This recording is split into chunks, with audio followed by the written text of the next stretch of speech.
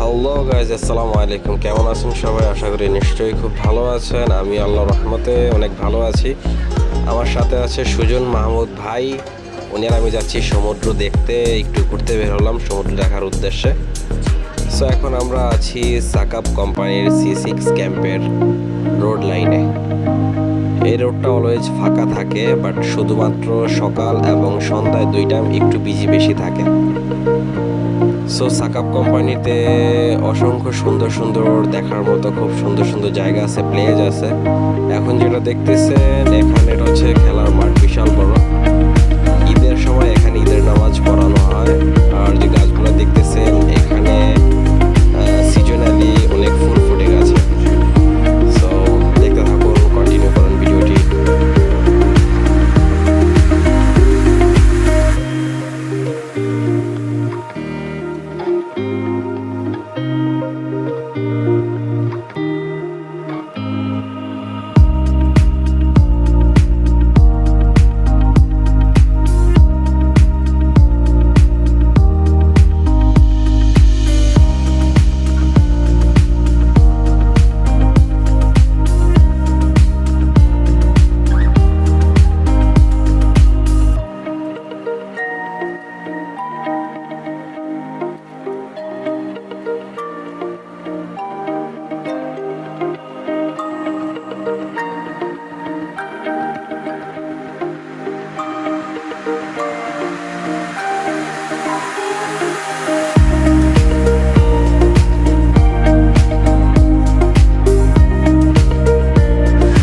এই মুহূর্তে আমরা যে গেটটি ক্রস করতেছি এটি হচ্ছে সাকাপ গ্লোবাল ভিলেজ ক্যাম্পের C6 এর গেট। সো আমরা অলরেডি গেট ক্রস করে ফেললাম। এখন আমরা লেফট নিয়ে সামনে এগোতে থাকবো। সো কন্টিনিউ করুন ভিডিওটি।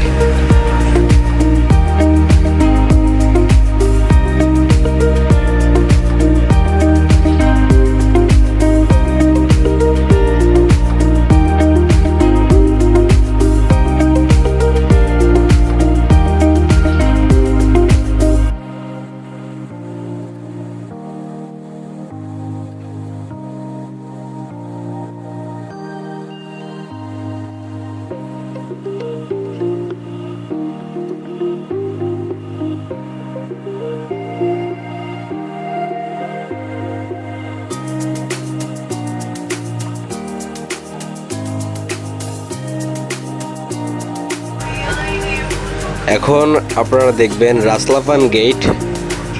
এই গেটে আপনার ঢুকতে হলে এবং বের হতে হলে অবশ্যই আপনার একটা গেট পাস থাকতে হবে, সিকিউরিটি পাস, যেটার নাম হচ্ছে সিকিউরিটি পাস। সো এই কার্ড ব্যতীত আপনি রাসলাফান এই গেটের ভিতর দিয়ে প্রবেশও করতে পারবেন না, বেরও হতে পারবেন না। সো এই গেটের ভিডিও করাও নিষেধ, এক কথায় রাসলাফানের ভিডিও করা নিষেধ। সো একটু চুরি করেই গোপনে ভিডিওটি করা হয়েছে।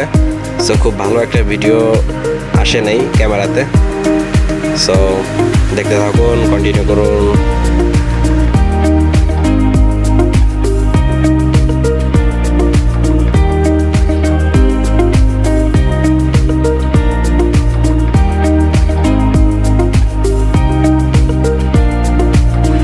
আমরা এখন রাসলাফান গেট ক্রস করে আরো আগে যাচ্ছি। সো এখানে আপনার যত দূর চোখ যাবে শুধুই দেখবেন মরুভূমি আর মরুভূমি। এ ব্যতীত কোনো প্রকার কোনো এখানে বসবাসকৃত ঘর বাড়ি নেই। এটা হচ্ছে একটা ইন্ডাস্ট্রিয়াল এরিয়া। এখানে শুধুমাত্র আপনি দেখতে পাবেন আসলে গ্যাস প্লান্ট। সো আর যত দূর চোখ যাবে শুধু দেখবেন মরুভূমি আর মরুভূমি। সো আমরা এই রাসলাফানের ভিতরেই আছি বর্তমানে। সো খুব বেশি একটা খারাপ জায়গাও না, বাট এখানে প্রতিটা সেকেন্ডে সেকেন্ডে নিঃশ্বাসের সাথে গ্যাস গ্রহণ করতে হয়। দিন শেষে দেখা যাবে যখন বয়স হয়ে যাবে তখন শরীরে রোগ জীবাণু বাসা বাঁধতে পারে এর কারণে। সো এটাই হচ্ছে প্রবাস জীবন। অনেক কিছু জেনে বুঝে ত্যাগ স্বীকার করেই প্রবাস জীবনে প্রবাসী হয়ে থাকতে হয়।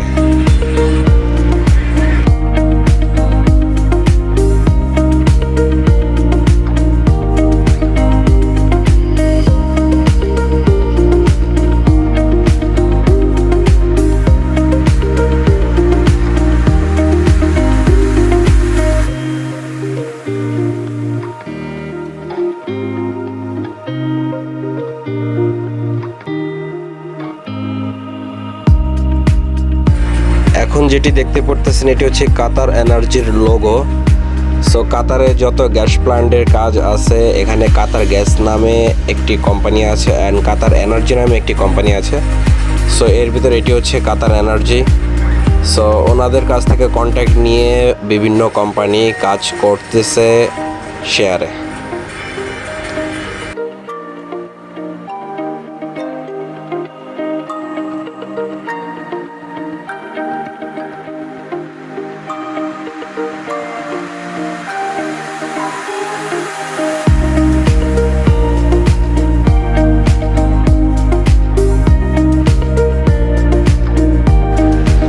বেশি সময় বাকি নেই, এখন দেখতে দেখতে চলে যাব আমরা আমাদের এক্সাক্ট লোকেশনে, সমুদ্রের পাড় বিচে।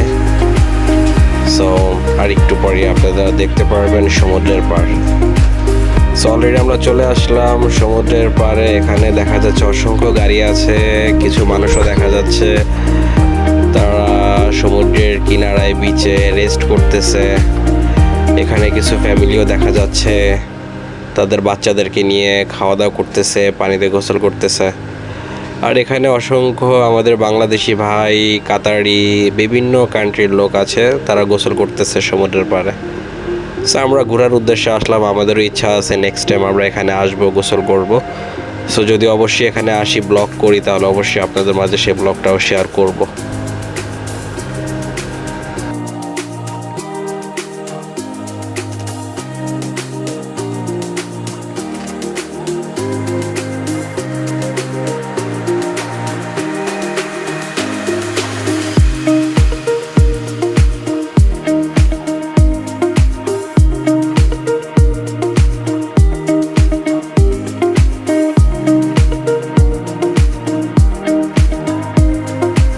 অনেকক্ষণ যাবৎ গাড়িতে বসে ভিডিও মেক করতেছিলাম, তো ভাবলাম একটু নিচে নেমে ঘুরে আসি। সুজন ভাইকে বললাম, উনি বললো যে না অনেক গরম, তুই যাই ঘুরে আস।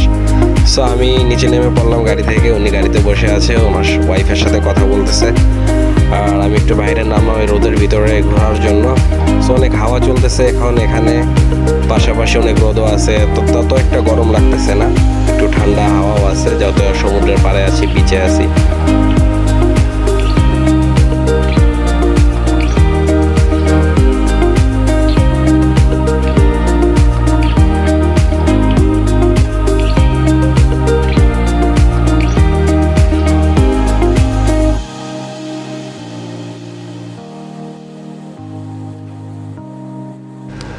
সো কিছু দূর হাঁটার পর ভাবলাম যে না গাড়িতে চলে যাই, এমনিতেই কালো আল্লাহ বানাইছে, সো আরও কালো হয়ে যাব, চেহারাটা আর বেশি ব্ল্যাক করা যাবে না, যতটুকুই আছে আলহামদুলিল্লাহ। সো এখন গাড়িতে চলে যাব, হাঁটাহাঁটি শেষ। এখন এখানে আমাদের ঘোরা শেষ নয়, এখন আমরা যাচ্ছি আলখোর আরেকটি সমুদ্রের পাড়ে। সো এখানে অবশ্য গোসল করা নিষেধ, আর যাই হোক সো অনেক সুন্দর একটা প্লেস ওই জায়গাটাও। সো চলুন আমরা ওই জায়গাটা ঘুরে আসি।